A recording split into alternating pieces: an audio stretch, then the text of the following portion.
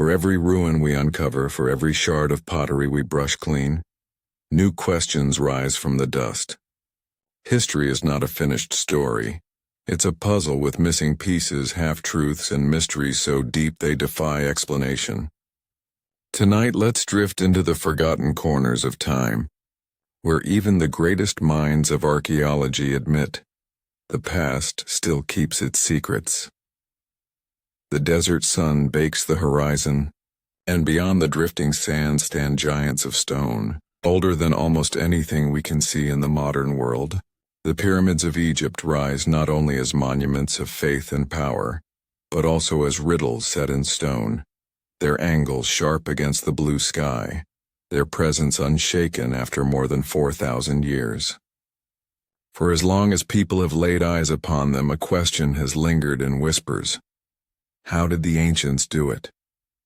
How did people without steel cranes, without trucks, without modern engines, take stones weighing as much as an elephant and fit them so tightly together that even a razor blade cannot slip between them? It is a mystery that has lived for centuries, carried through generations, puzzling the curious and the scholarly alike. The Great Pyramid of Giza, the largest of them all, contains more than 2 million blocks of stone. Each one weighs on average 2.5 tons, though some stretch to an astonishing 15 tons. When we think of lifting such weight today, we imagine machinery, engines roaring, steel cables straining, and yet in that ancient land there were none. The builders worked with copper chisels, ropes, wooden sledges, and their own hands.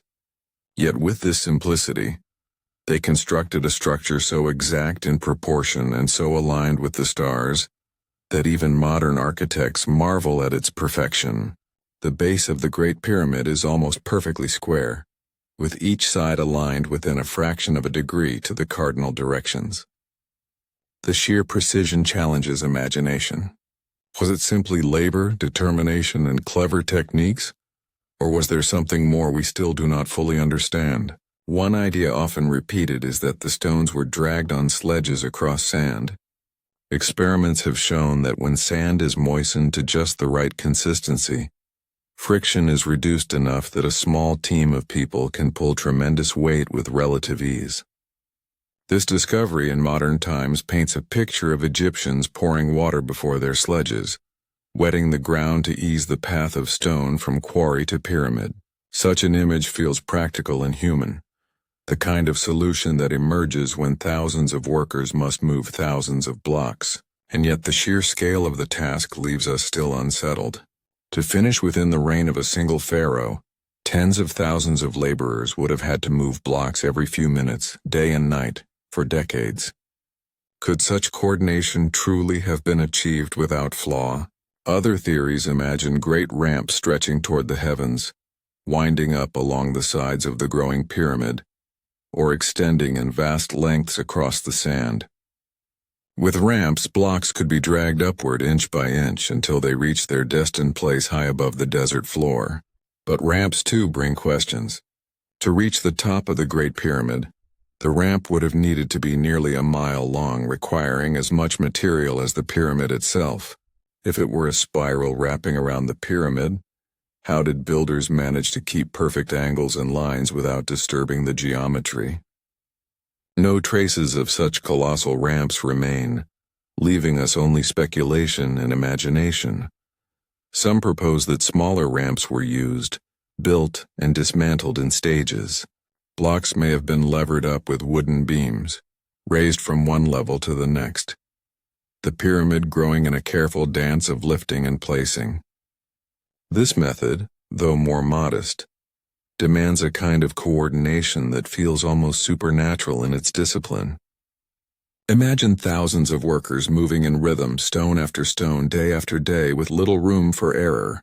Any miscalculation would echo upward, skewing the pyramid's perfect form. And yet, the form remains precise, a silent answer to doubt. Beyond the mechanics of lifting and hauling, there is the enigma of alignment. The Great Pyramid is aligned almost perfectly to true north. How could people without compasses, without satellites, find such precision? One theory suggests they tracked the stars, particularly the circling of constellations around the North Star. With careful observation, they could establish a true line to the heavens. Night after night, they may have watched the dance of stars across the sky, adjusting their measurements until the pyramid's base was marked with celestial authority. This alignment hints at more than architectural skill. It speaks of a worldview where heaven and earth were connected, where the tomb of a king was also a map of the cosmos, ensuring his journey into eternity. We must also remember the human side of this great mystery. For centuries, the image of slaves dragging stones under the lash of whips has haunted imaginations. Yet evidence now suggests otherwise. Archaeological digs near Giza reveal workers' villages, with bread ovens, fish bones, and beer jars, signs of laborers fed and cared for. Graffiti scrawled on the stones themselves reveal groups calling themselves gangs, with names full of pride such as Friends of Khufu. It appears these were not broken slaves, but teams of skilled workers organized and honored, building not only for a king but for a vision of eternity that belonged to their people. They may have sung as they worked, their voices echoing off stone, turning toil into rhythm, and rhythm into progress. Still, even with clever ramps, wet sand, and organized workers, something in the scale defies easy explanation. To construct the Great Pyramid, more than 2 million stones had to be placed in around 20 years. That would mean setting one block every 2 to 3 minutes, without rest, without pause, for decades. Even in a system of shifts and thousands of hands, the pace feels relentless, almost unimaginable. Some modern minds, unwilling to accept human ingenuity alone, reach for wilder explanations. Lost technologies, forgotten sciences, or even visitors from beyond our world. These theories spark the imagination, but they rest on speculation without evidence. Still, their persistence reveals just how much awe the pyramids inspire. They are so vast, so precise, that they almost seem to belong to another age or another world altogether. There is also the mystery of the interior. Within the Great Pyramid are passageways and chambers whose purpose remains debated. The Grand Gallery rises tall and steep, its corbelled ceiling stretching upward in silence. Was it a corridor of symbolic ascent, a spiritual ladder for the king's soul? Or did it serve some unknown mechanical function in construction? The king's chamber, with its great granite blocks hauled from faraway quarries, sits at the heart of the monument. Some say the chamber resonates with a strange acoustic quality, a hum that seems to vibrate through the stone. Was this intentional? Was sound itself a part of the pyramid's design? A hidden element of ritual or power now lost to us? Even the casing stones, once gleaming white in the desert sun, add to the enigma. Long ago, the pyramids shone like mirrors, their polished limestone surfaces reflecting light so brightly they could be seen from miles away. Today, most of those stones are gone, stripped for later building projects.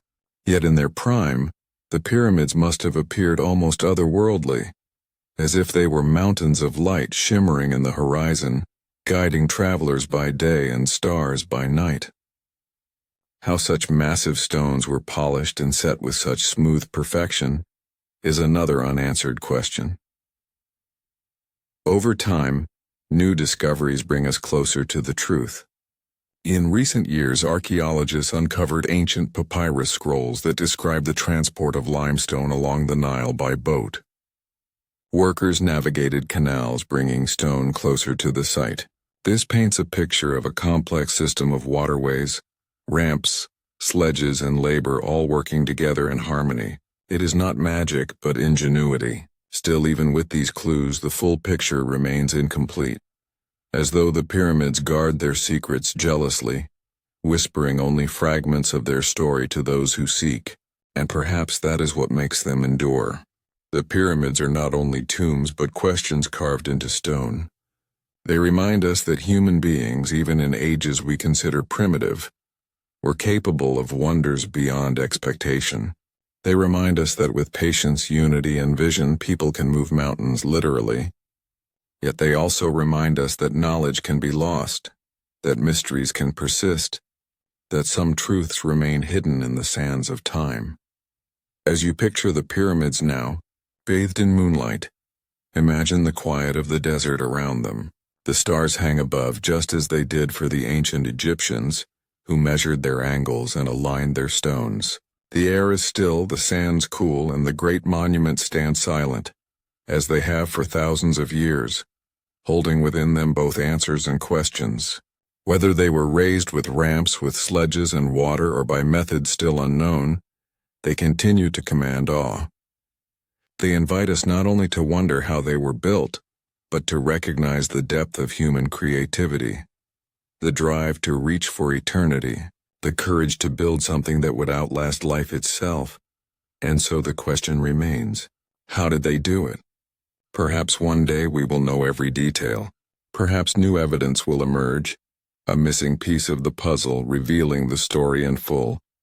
But until that day, the pyramids will continue to watch over the desert, timeless guardians of a secret only they truly understand. And in that silence, in that mystery, they give us something greater than an answer. They give us wonder. Under the turquoise waters of the Aegean Sea, where sunlight dances on shifting waves and shadows drift over the sand, a group of divers stumbled upon a shipwreck in the early 20th century. Among the scattered treasures of bronze statues and amphorae, they found something far less imposing. Something corroded, fragile, and unassuming. A cluster of gears locked together by centuries of rust. At first glance, it looked like little more than a lump of encrusted metal, an artifact hardly worth mentioning compared to the statues of gods and heroes that lay nearby. Yet as scholars began to study it, they realized it was unlike anything else from the ancient world. This was no ornament, no weapon, no simple tool. It was a machine. A mechanism so advanced that it would challenge everything we thought we knew about the limits of ancient technology. This strange device would later be named the Antikythera mechanism, after the island near where it was found. The more closely scientists examined it, the more astonishing it became.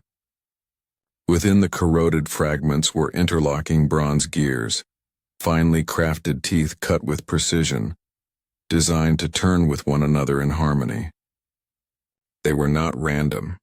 They formed a system, a deliberate and complex mechanism. As researchers painstakingly pieced together its broken parts, they came to a remarkable conclusion. This was a machine capable of predicting astronomical events, tracking the movements of the sun, the moon, and even the eclipses of the heavens. In short, it was a kind of ancient computer, built in a world we had long assumed lacked such sophistication. Imagine the scene.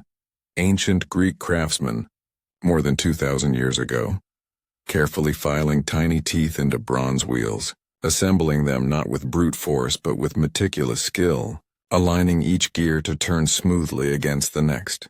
Imagine the knowledge that went into such work, the calculations, the astronomical observations, the engineering. For centuries, the device lay hidden beneath the waves, its brilliance forgotten, while the world assumed that the ancient Greeks relied on sundials, simple models, and rough estimations of the heavens. And yet here was proof of something far greater, something centuries ahead of its time. The Antikythera mechanism, in its reconstructed form, reveals a box-like structure, operated by a hand crank. Turn the crank and the gears inside would move in precise ratios, causing dials on the surface to rotate. These dials displayed cycles of the moon, the positions of planets, and the timing of eclipses, both solar and lunar. It was not just a model of the sky, but a predictive device. It allowed its user to peer into the future of the heavens, to know when darkness would sweep across the sun, when the full moon would glow, when celestial alignments would occur. Such knowledge in the ancient world was more than scientific. It was power. To predict the skies was to read the will of the gods, to prepare rituals, to guide agricultural cycles, to hold sway over time itself. One of the most extraordinary features of the mechanism is its ability to calculate the irregular movement of the moon. The moon does not move across the sky at a steady pace. It speeds up and slows down due to the shape of its orbit. The Antikythera mechanism accounted for this using a system of gears mounted off-center, simulating what we now call elliptical motion. This is not simple observation. This is deep mathematical understanding transformed into mechanical design. To grasp the concept is one thing. To build it in bronze with gears so small and precise they could easily fit into a modern clock is another. And yet, the Greeks did it. As modern imaging techniques, such as X-ray scans, probed the corroded fragments, more details came to light. Inscriptions, faint but still legible, revealed instructions and labels. They spoke of cycles of time, of calendars, of the games held in honor of gods. The mechanism may even have been used to mark the dates of the ancient Olympic Games, connecting the rhythms of heaven to the rhythms of human celebration. What emerges is not just a tool for science, but a symbol of how the Greeks saw the universe, a cosmos of order, pattern and harmony mirrored in a machine of wheels and gears. And yet, the greatest mystery of the Antikythera mechanism is not how it worked, but why we found only one. If the Greeks could make such a machine, why do we not see others? Why do we not find workshops littered with gears, libraries filled with instructions, a tradition of mechanical science stretching unbroken into the Middle Ages? It seems the knowledge that made the Antikythera mechanism possible was lost, swept away by time, by war, by the collapse of civilizations. Some believe it was the work of a single genius or a small circle of scholars, perhaps connected to the school of Archimedes or Hipparchus, men who studied the heavens with unyielding curiosity. If so, their knowledge did not spread far enough to survive the centuries. The mechanism then is a ghost of a forgotten science, a whisper of what might have been if history had flowed differently. Consider the implications. Mechanical computing, the ability to predict, calculate, and model the world, existed in the ancient world, only to vanish. We tend to imagine history as a steady climb from simple tools to modern technology, each age building upon the last. But the Antikythera mechanism reminds us that history is not always linear. Knowledge can leap forward, then fall back, leaving ruins and riddles behind. Imagine if such mechanical traditions had survived, if the ingenuity behind the mechanism had spread and multiplied. Would the Industrial Revolution have come centuries earlier? Would humanity have walked on the moon in the age of Julius Caesar? We can only wonder. And yet, even as we wonder, we must marvel at the sheer artistry of the device itself. The Greeks saw the universe as a grand machine, the movement of stars and planets like the turning of gears in a cosmic clock. The Antikythera mechanism was more than a tool. It was a reflection of this vision. To hold it, to turn its crank, was to hold the heavens in your hands, to feel the order of the cosmos translated into motion you could see and touch. It was philosophy, science, and craft joined together in bronze, a fusion of thought and matter that still astonishes us today. As divers first lifted the fragments from the sea floor, they could not have known the treasure they had uncovered. Only decades later, with careful study and modern technology, did the true nature of the mechanism reveal itself. Today, scientists still debate its full design, its original appearance, and its creators. Reconstructions built with modern tools attempt to capture what it must have looked like when new. Gleaming bronze dials set within a wooden case, inscriptions sharp and clear, the crank turning smoothly as the heavens spun across its face. It must have been a marvel to anyone who saw it, a wonder both mystical and scientific, and yet it was lost. The ship that carried it sank, its crew long gone, its cargo buried in the sea. The mechanism lay silent for centuries, its gears corroding, its wood decaying while empires rose and fell above. Only by chance did it resurface, a fragile reminder of brilliance almost erased. In this it is a symbol not just of invention, but of fragility. Knowledge, like bronze, can corrode, Ideas can vanish. Civilizations can forget. And when they forget, even wonders can seem impossible. When we gaze upon the Antikythera mechanism now, we do so with awe, but also with humility. It tells us that the ancients were not naive, not bound only to myths and simple tools. They were capable of subtlety, of calculation, of engineering that echoes our own. It also tells us that our present knowledge is not guaranteed to endure. If such brilliance could be lost once, could it not be lost again? The mechanism stands as both an inspiration and a warning. Imagine now the hand that turned the crank 2,000 years ago. Perhaps it belonged to a scholar, his robes brushing the floor, his eyes alight with curiosity as the dials spun. Perhaps it belonged to a sailor, marveling at how the machine foretold the darkening of the sun. Perhaps it belonged to a priest who saw in its gears not mathematics but the voice of gods. Whoever held it, they must have felt wonder as we do now. The hum of bronze gears, the dance of dials, the promise of the heavens unfolding in the palm of the hand. It is a moment of timeless connection. And so the Antikythera mechanism remains, not just an artifact but a bridge across millennia. It reminds us that human ingenuity is ancient, that curiosity is eternal, that the quest to understand the universe has always burned within us. It is a fragment of a dream too advanced for its time, a glimpse of what could have been, a mystery still unfolding. And though it lay silent in the sea for centuries, it speaks now, with a voice both quiet and powerful, reminding us that the line between past and future is never as simple as we imagine. It is, in the end, a machine of wonder, not only because of what it could do, but because of what it represents. The brilliance of minds long gone, the fragility of knowledge, the beauty of curiosity, and the mystery of history itself.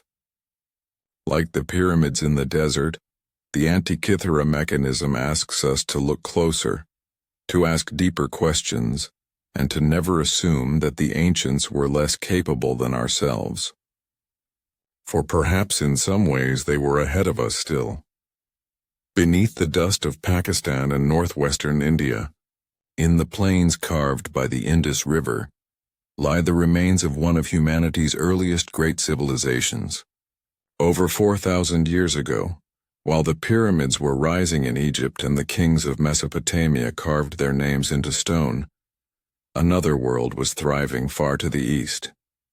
In cities of remarkable order and design, people lived lives that in many ways feel startlingly modern.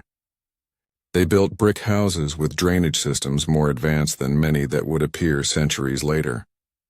They traded across long distances, created intricate jewelry and crafted seals pressed with strange symbols.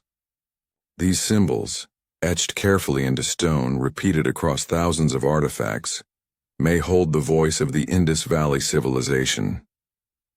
Yet to this day they remain undeciphered, silent marks that hide the thoughts, stories, and lives of one of the world's oldest and most mysterious cultures. The Indus Valley civilization, also known as the Harappan civilization after the city where it was first unearthed, flourished between 2600 and 1900 BCE.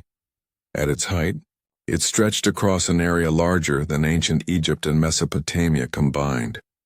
Cities like Mohenjo-Daro and Harappa reveal astonishing planning.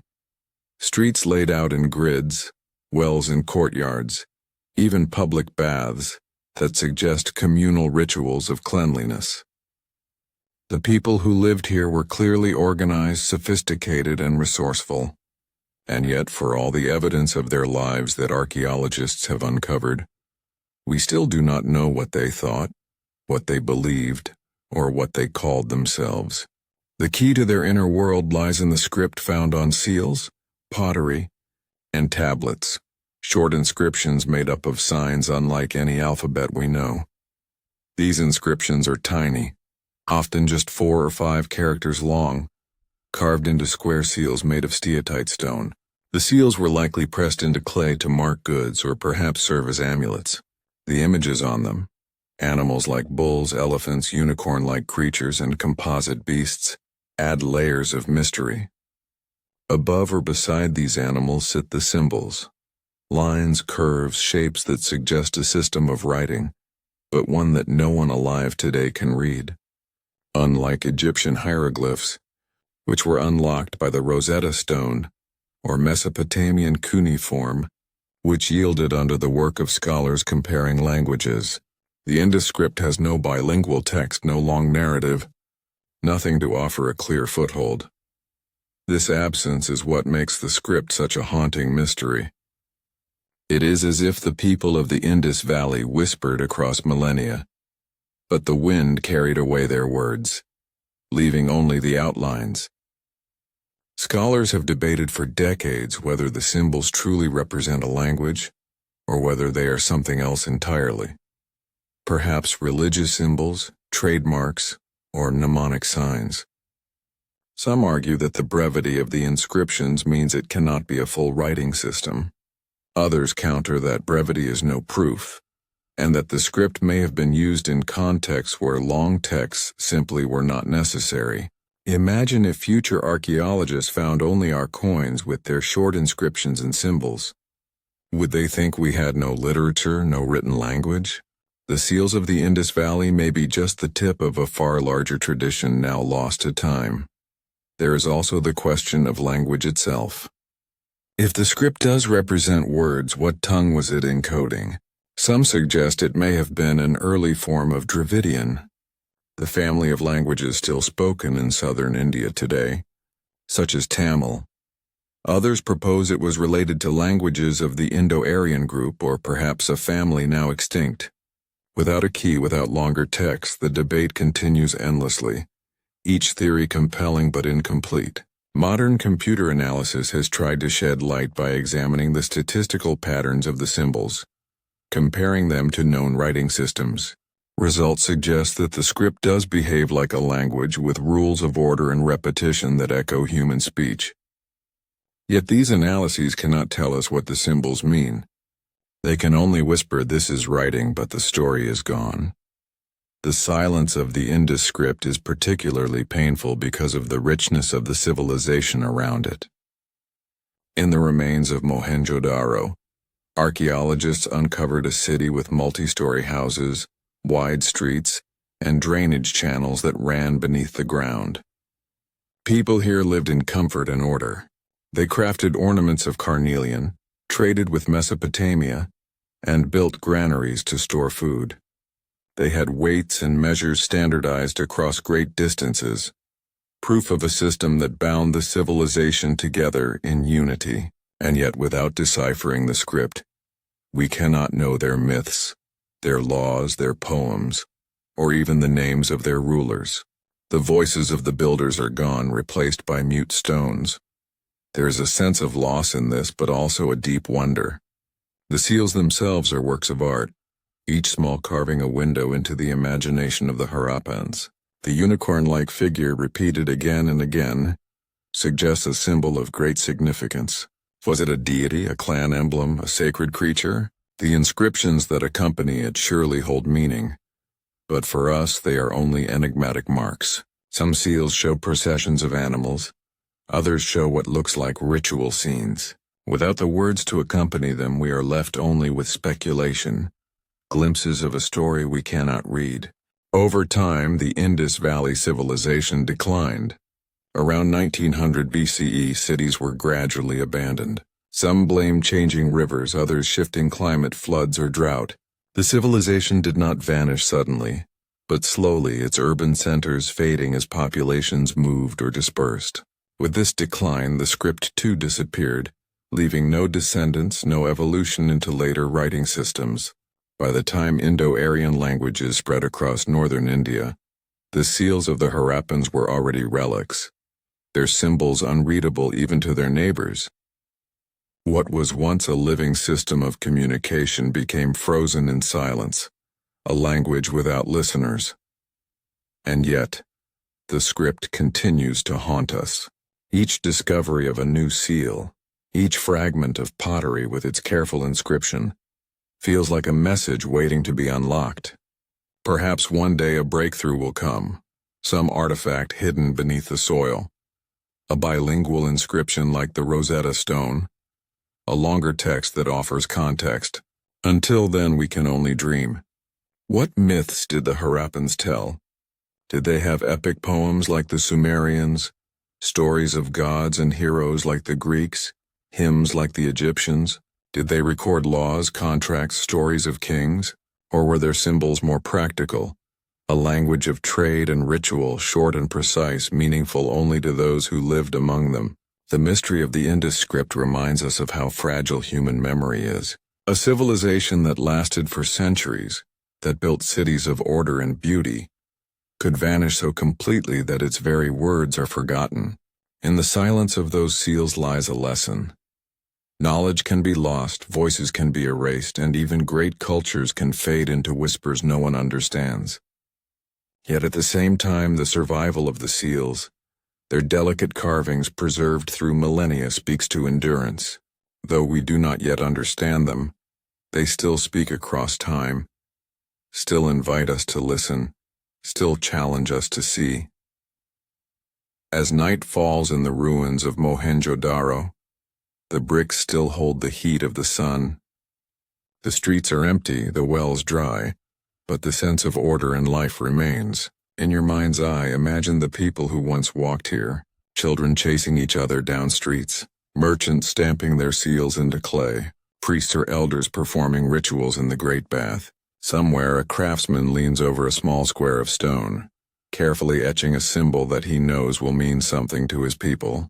He cannot imagine that thousands of years later, his mark will still exist, but his meaning will not.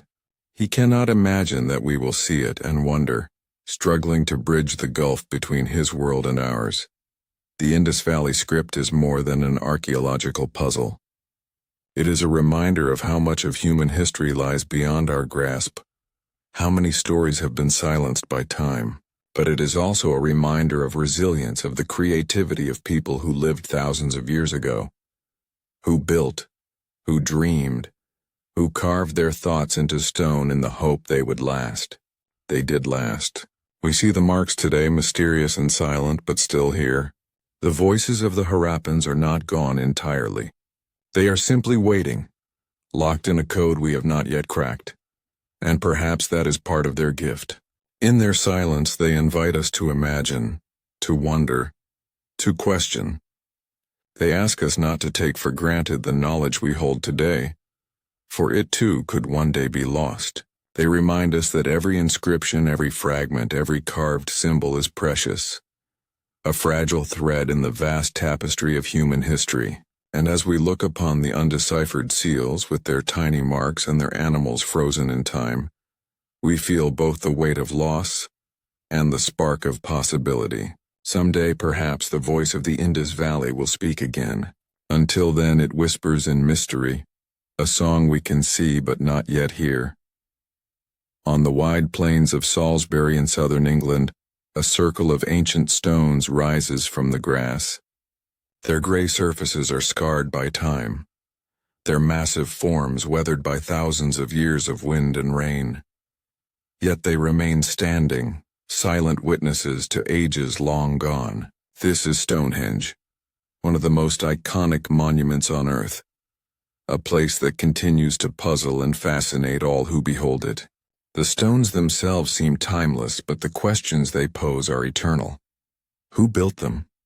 How did they raise such colossal blocks? And perhaps most haunting of all, why? Was this circle of stones a temple to the gods? A calendar to mark the turning of seasons, a place of healing, or something else entirely?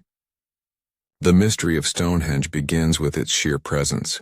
The largest stones, called sarsens, weigh up to 25 tons each and were transported from miles away. The smaller stones, known as bluestones, were carried from Wales, nearly 200 miles across hills, rivers, and valleys. To stand before them today is to feel both awe and disbelief. Even with modern machinery, the effort would be extraordinary.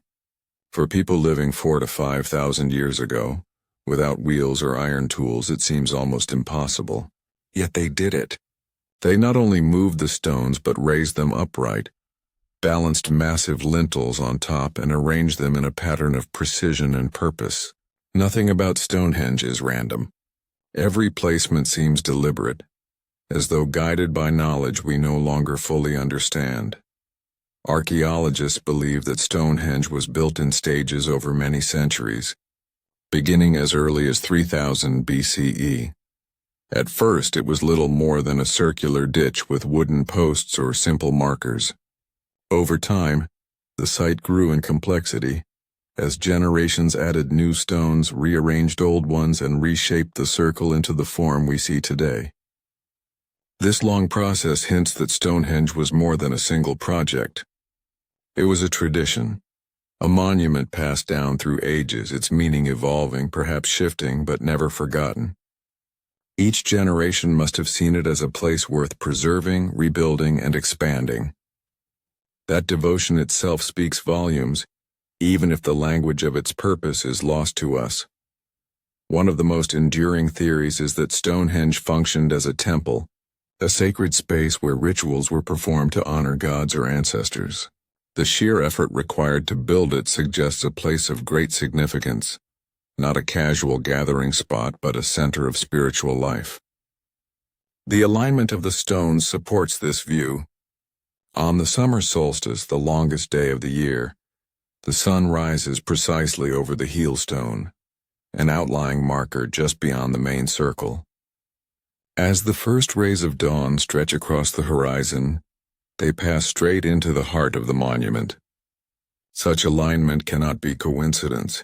It suggests deliberate design, a desire to connect the stones with the heavens, to link human ceremony with cosmic rhythms. On the winter solstice, the sun sets in alignment with another axis of the circle, again marking the turning point of the year.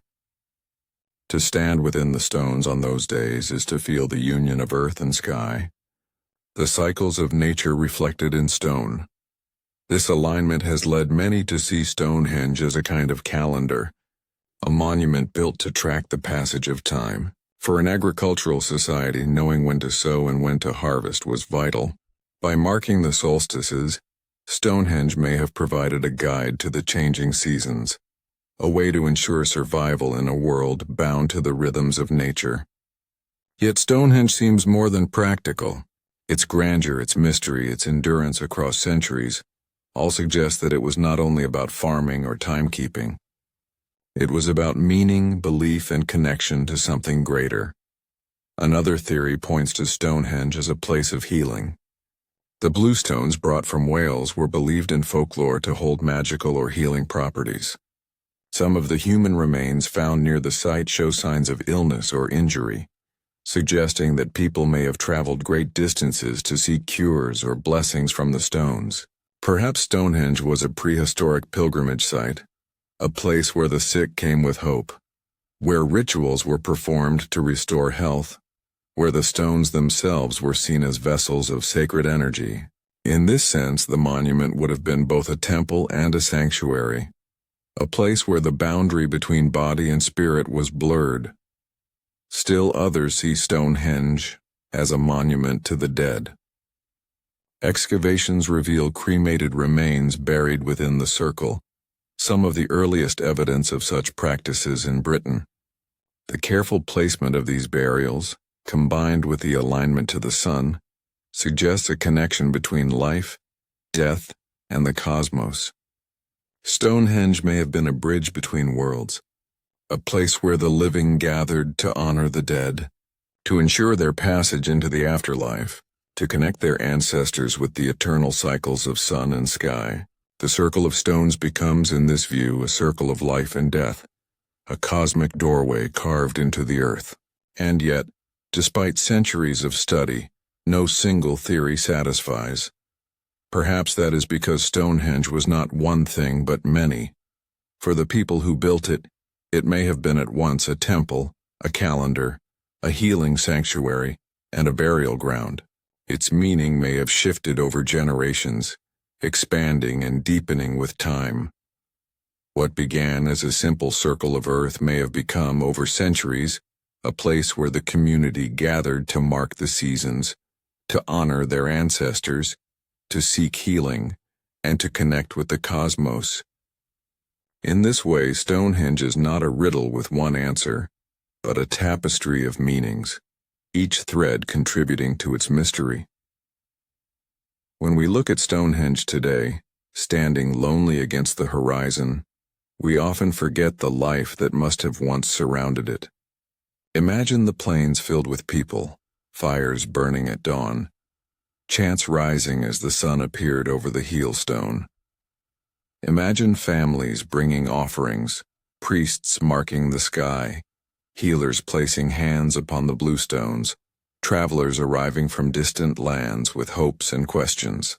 Stonehenge was not always silent. It was alive with ritual, with ceremony, with the pulse of human life seeking connection to the eternal. Its stones absorbed that energy, standing witness to countless gatherings, countless voices lifted to the sky. The technical achievement of Stonehenge is itself part of the wonder. To move stones weighing 25 tons without wheels or iron tools seems beyond comprehension. Theories abound. Sledges pulled over greased tracks, logs used as rollers, waterways navigated with rafts. Whatever the methods, they required immense coordination, organization, and belief. Thousands must have labored not for days or weeks but for generations, carrying forward the vision of their ancestors. To commit such effort to a monument shows the depth of its importance, the power it held over the hearts of those who built it. Stonehenge is not only a mystery of purpose, but a testament to human determination, to the capacity of people to move mountains when driven by faith, by tradition, or by dream. Over time, the meaning of Stonehenge may have changed, but its presence never faded. Even after its builders were gone, later peoples must have looked upon it with awe, weaving new myths and legends around the ancient stones. The Romans speculated about its origin. Medieval chroniclers imagined giants raising the stones with magic, and modern seekers still gather at solstices to feel its ancient energy.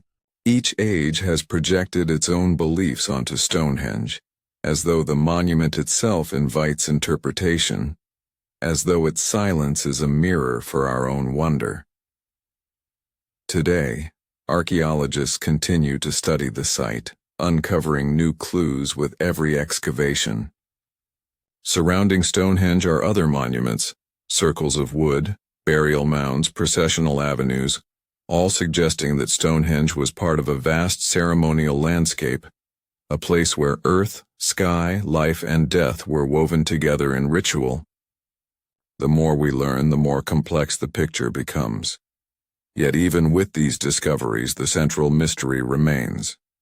We know how the stones were placed, we can guess at some of their functions, but the full meaning, the reason it mattered so deeply, eludes us still. And perhaps that is part of Stonehenge's enduring power. If we knew everything, it might become just another ruin, explained and contained. But in not knowing, in standing before those stones and feeling the weight of their silence, we are drawn into the same mystery that gripped their builders. We feel the pull of the unknown, the sense that there is more to the world than what we can measure, that human beings have always sought meaning beyond survival, always reached for the eternal. Stonehenge is a monument to that reaching, that longing, that endless quest to connect earth with sky, mortal with divine, time with eternity. As twilight falls on the Salisbury Plain, the stones cast long shadows, their gray forms etched against the fading light. The air is quiet, broken only by the wind moving through grass. Standing there, you feel the presence of thousands of years pressing close. You sense the hands that raised these stones, the voices that chanted in their shadow, the eyes that watched the sun rise between them on the longest day. You feel both the smallness of your own life and the vastness of human history. Stonehenge remains, not because we understand it, but because we do not. Its purpose, whether temple, calendar, tomb, or sanctuary, is shrouded in mystery. And in that mystery lies its magic. It speaks to us not with answers, but with questions. Questions that echo across time and remind us that the search for meaning is as ancient as humanity itself. Across the barren deserts of southern Peru, etched into the dry earth, lie enormous shapes that can only truly be seen from the sky. Sprawling across miles of desert floor, these figures include vast straight lines, spirals, geometric forms, and astonishing depictions of animals. A monkey with a coiled tail, a hummingbird stretching its wings, a spider delicately traced upon the sand, and even shapes that look like humans or gods. Known as the Nazca Lines, they are among the most mysterious creations of the ancient world, crafted between 500 BCE and 500 CE by the Nazca culture. Yet the questions they raise remain far greater than the answers we have. How did a people without flight imagine and execute such gigantic designs? Why would they create figures that could not even be fully appreciated from the ground? And what purpose did these enormous desert drawings serve? The mystery of the Nazca Lines endures, making them one of the most fascinating puzzles left to us by the ancient world. The first impression of the Nazca Lines is one of scale. Stretching over more than 400 square miles, they form one of the largest and most remarkable works of art on Earth. Some lines run perfectly straight for several miles across uneven ground as though drawn by a ruler laid upon the desert. The figures, or geoglyphs, range from simple shapes to elaborate animals, some as large as 2 football fields. To create them, the Nazca people removed the top layer of dark, oxidized pebbles, exposing the lighter-colored soil beneath. In the arid desert climate, where there is almost no rain and little wind, these designs have survived remarkably well for over 1,000 years. The desert itself has preserved their message, allowing them to remain almost untouched while empires rose and fell across the world. But what makes the Nazca Lines so haunting is not only their preservation, but their perspective. From the ground, many of the lines appear as nothing more than paths or trenches, stretching across the desert without clear meaning. Only when seen from the air do the images take shape, their forms revealed in full. It was not until the 20th century, with the advent of flight, that the true extent of the Nazca Lines was recognized. Pilots flying over the desert in the 1920s reported seeing animals and figures carved into the ground, sparking wonder and disbelief. How could an ancient people without aircraft or balloons have created images designed to be seen from above? Were they meant for the gods who looked down from the sky? Or did the Nazca have other ways of envisioning and planning such enormous designs from the ground? Scholars have offered many explanations. Some suggest that the Nazca used simple tools and planning methods, much like surveyors do, to scale up smaller drawings into massive desert figures. Wooden stakes found at some of the sites may have served as markers, helping them plot straight lines and curves across great distances. With careful measurement and patience, it is possible to enlarge a small sketch into a vast geoglyph. In this sense, the achievement of the Nazca was less about superhuman ability and more about extraordinary dedication and vision. They did not need to fly to understand how to create patterns on a massive scale. They needed only mathematics, creativity, and a clear purpose. Yet even if we can imagine how they were made, the question of why they were made lingers like a shadow over the desert floor. One of the most compelling theories is that the Nazca Lines were connected to astronomy and the tracking of celestial events. Some of the lines appear to align with the points of the solstices, the rising and setting of the sun, or the movements of certain stars. The desert itself could have served as a vast observatory, where the Nazca marked the heavens upon the earth, using lines and figures to map the rhythms of the cosmos. In this view, the lines were both scientific and spiritual, guiding the people in their agricultural cycles, helping them know when to plant and when to harvest, while also linking their lives to the movements of the divine sky. Another interpretation sees the lines as paths for ritual processions. The Nazca Desert was one of the driest places on Earth, where water was the most precious gift of all. Some scholars suggest that the lines and shapes were part of ceremonies to call for rain, offerings to the gods who controlled water and fertility. The figures of animals, many of which are linked to fertility or rain in Andean traditions, the monkey, the hummingbird, the spider, may have been prayers carved into the earth itself. Walking the lines, following their paths during rituals, the Nazca could have enacted ceremonies of movement, symbolically connecting themselves with the powers they sought to appease. The geoglyphs thus become not pictures to be viewed but sacred landscapes to be experienced, walked and inhabited. The idea that the lines were made for the gods is one of the most enduring. If the deities of the Nazca people were believed to dwell in the sky, then perhaps these massive images were offerings drawn upon the earth for them to see from above. Just as temples and altars rise toward the heavens, the Nazca may have stretched their art outward across the ground, creating a canvas visible not to humans, but to divine beings looking down. This interpretation explains why the figures can only be fully appreciated from the air. They were never meant for human eyes. They were meant for the gaze of gods. Of course, other theories abound. Some researchers have proposed that the lines served as markers of underground water sources, maps to hidden aquifers in the desert.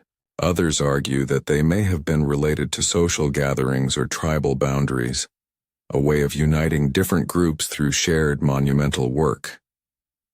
More speculative ideas suggest contact with extraterrestrials, with the lines interpreted as landing strips or signals to beings from beyond Earth.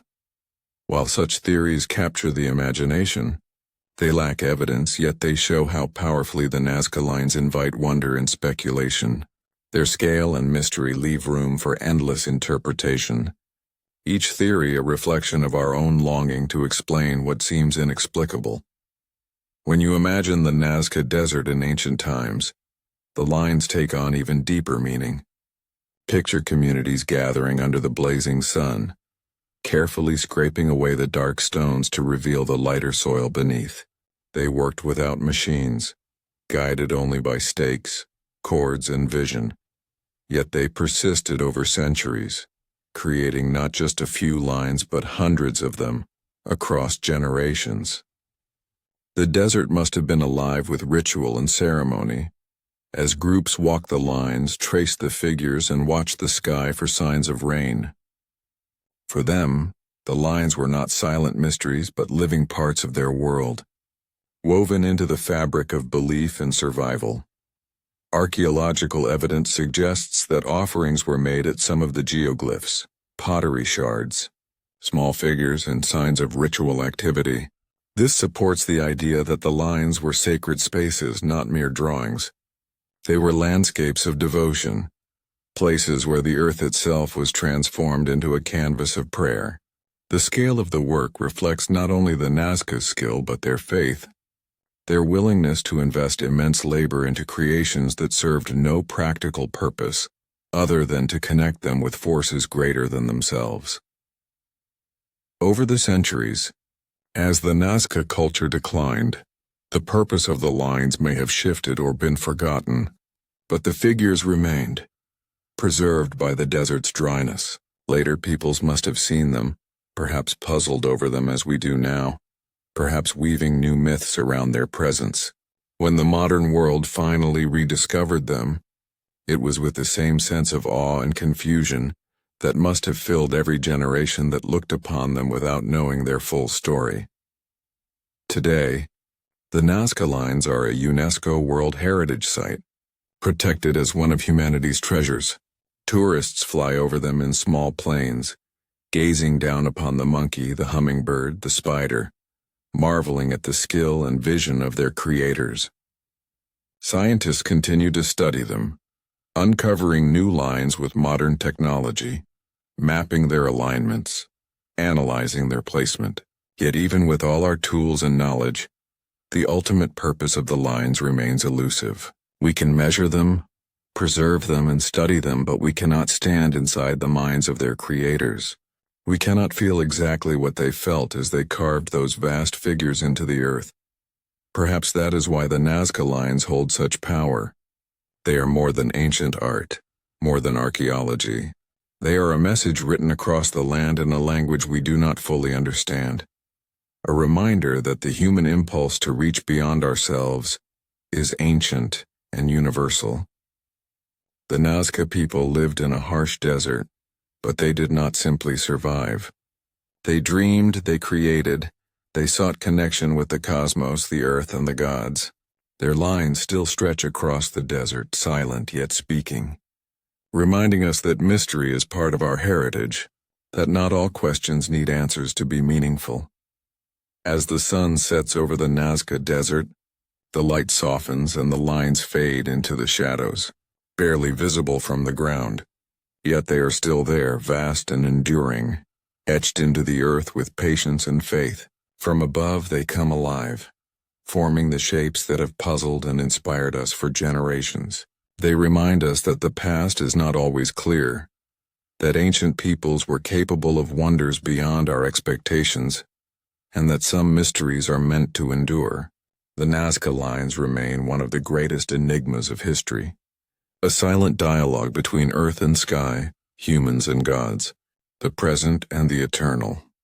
On a low hill in southeastern Turkey, just outside the ancient city of Şanlıurfa, lies a place that has forced historians and archaeologists to rethink everything they thought they knew about the dawn of civilization. Buried beneath layers of soil for thousands of years, the site known as Göbekli Tepe has revealed stone circles, towering pillars, and intricate carvings that date back to nearly 12,000 years ago, long before the rise of cities, before the invention of writing, even before farming as we understand it had truly taken root. This place stands at the edge of human prehistory, at a time when people were thought to be mere nomadic hunter-gatherers, wandering in small bands, leaving behind only temporary shelters and stone tools.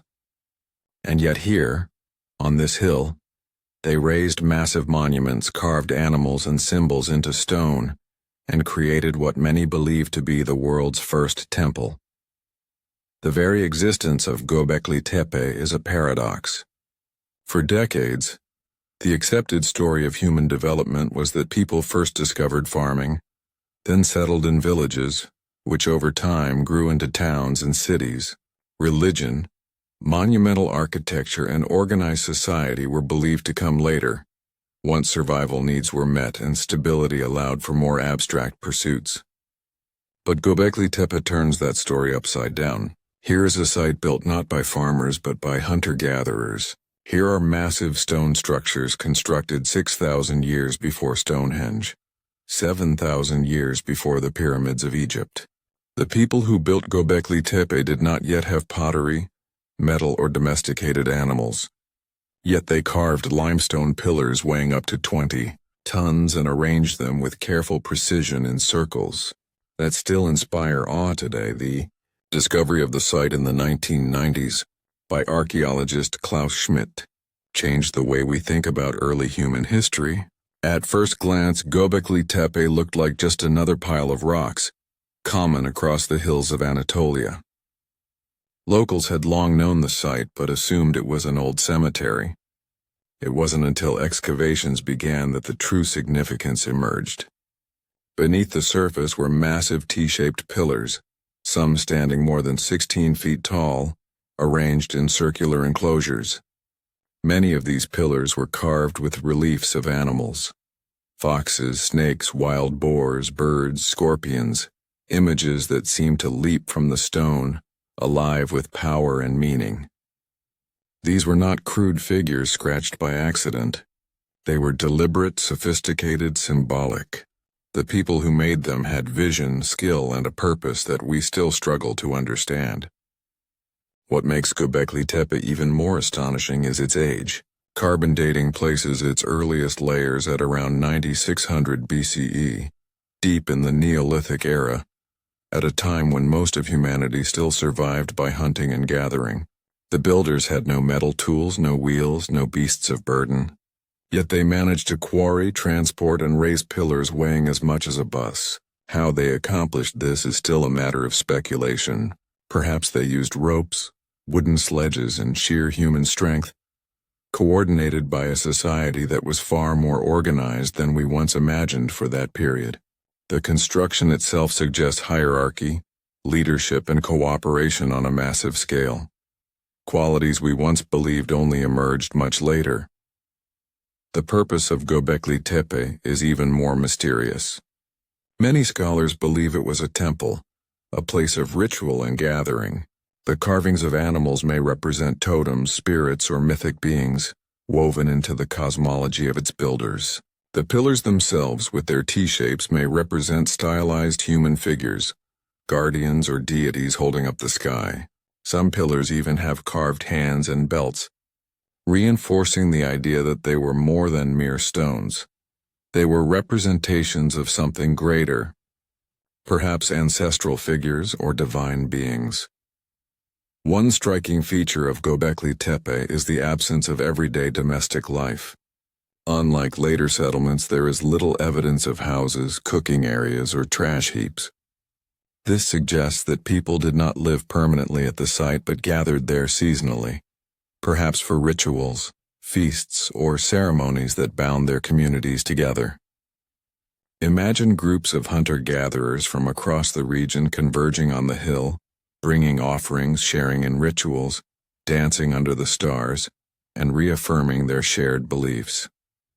In this way, Göbekli Tepe may have been not just a religious center but a social one, a place where scattered groups came together and forged bonds of culture and identity.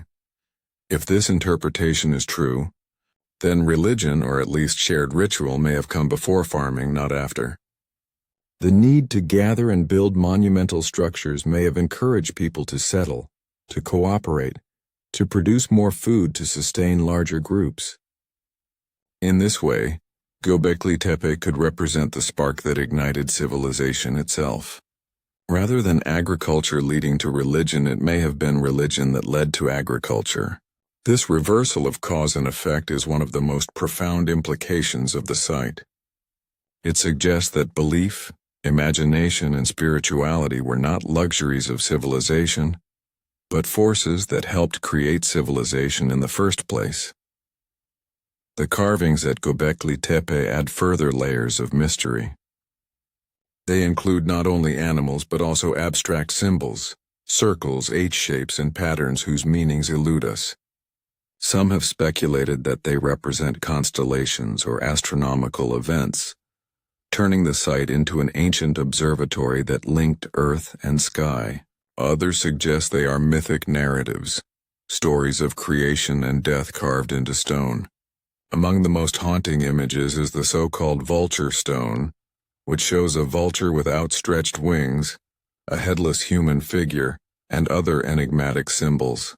Some interpret it as a depiction of death rituals, with vultures carrying the souls of the dead to the afterlife, reflecting practices known from other ancient cultures. Whatever the meanings, it is clear that the builders of Göbekli Tepe were not merely surviving. They were imagining, believing, and creating on a grand scale. They saw the world in ways we still struggle to grasp, and they left their vision etched into stone for us to puzzle over 12 millennia later. Yet just as fascinating as the construction of Göbekli Tepe is its deliberate burial. At some point around 8000 BCE, after centuries of use, the people of the region filled the enclosures with rubble, covering the pillars and sealing them beneath the earth. Why would they bury their great temple? Was it an act of reverence, preserving it for the future? Was it part of a ritual closure, a way of ending an era? Or was it practical? A shift in their way of life that made the site obsolete? Whatever the reason, The burial preserved the site almost perfectly, protecting it from erosion and looters for thousands of years until modern archaeology revealed it again. In a sense, the builders ensured that their monument would survive, not for their children or grandchildren, but for us, far in the future. Standing at Göbekli Tepe today, one feels both wonder and humility. The pillars rise against the sky, their carvings sharp even after 12,000 years. The site is still being excavated with only a fraction uncovered, hinting at much more beneath the soil. Each new discovery deepens the mystery, adding details but not answers.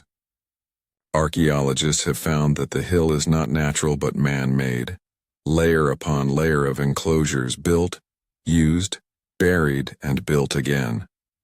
It was not a single construction, but a tradition spanning centuries, perhaps even millennia, as generations returned to the hill to renew its meaning. The implications of Göbekli Tepe ripple outward. It challenges the idea of a linear progression of human history, from simple to complex, from primitive to advanced.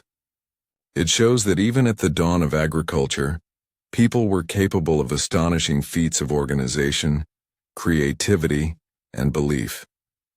It suggests that the roots of culture run deeper than we thought, that imagination and ritual are as fundamental to humanity as survival itself. It reminds us that our ancestors, though distant in time, were not so different from us in spirit. They too wondered about life and death, about the powers of nature, about their place in the cosmos. They too sought meaning beyond the hunt, beyond the daily struggle, and they carved that search into stone. As night falls over the Anatolian hills, one can imagine what the builders of Göbekli Tepe saw. The stars blaze in the sky, unclouded by modern lights, the constellations vivid and alive. The pillars cast long shadows in the moonlight, their carvings flickering in the glow of fire. Around them, people gather, men, women, children, sharing food, stories, and rituals. They look up at the sky, they look at the stones, and they feel the connection between earth and heaven, between the living and the dead, between the human and the divine. They are, in that moment, not just hunter-gatherers, but creators of culture, builders of civilization, dreamers whose visions will echo across 12,000 years. Göbekli Tepe remains one of the greatest mysteries of the ancient world. Was it the first temple, the birthplace of religion, the spark of civilization? Was it an observatory, a sacred gathering place, a shrine to gods we will never know? Perhaps it was all these things, or perhaps something entirely beyond our imagination. What is certain is that it changed the story of humanity, reminding us that the past is not a straight line but a landscape of surprises. And in that landscape, on a quiet hill in Turkey, the stones of Göbekli Tepe still stand, silent but powerful, telling us that human greatness began long before we thought, and that the quest for meaning is as old as humanity itself.